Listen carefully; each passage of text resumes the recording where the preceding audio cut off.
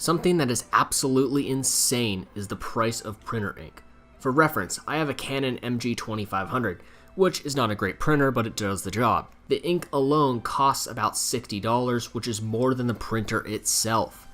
So if you're getting ink like me every couple months, then you're probably spending more than $100 each year just in ink cartridges alone. Now most ink cartridges are pretty simple, which means we can buy ink in bulk and use this to refill the cartridges. I found a kit for 8 pounds of ink on Amazon, which cost $25. Now this same amount of ink would cost you about $5,500, so this should save us a lot of money.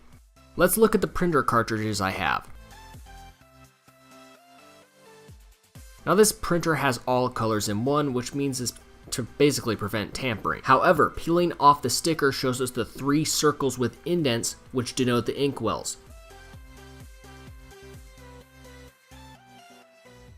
Using needles to poke through, we find out which colors are for each well.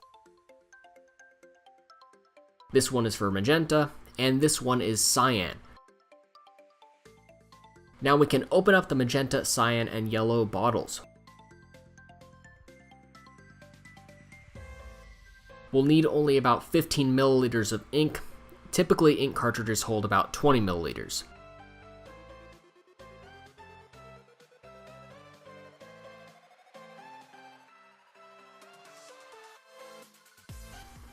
Now let's fill up the ink wells. You'll notice that I made the holes larger. This allows air to escape, which prevents ink from being forced out of the bottom of the cartridge. Now the ink levels in the printer display don't change, but this is a false flag since the printer recognizes the same ink cartridge. As you see, despite the low ink levels in the printer prompt, there isn't any shortage of ink. In fact, I printed several full pages of each color just to make sure of this. I can't guarantee if this will work with every printer, but if you're interested in saving money on ink cartridges, check out the refill kit I used in the link below. Anyhow, I hope you guys enjoyed the video. If you did, be sure to like and subscribe, and I'll see you later.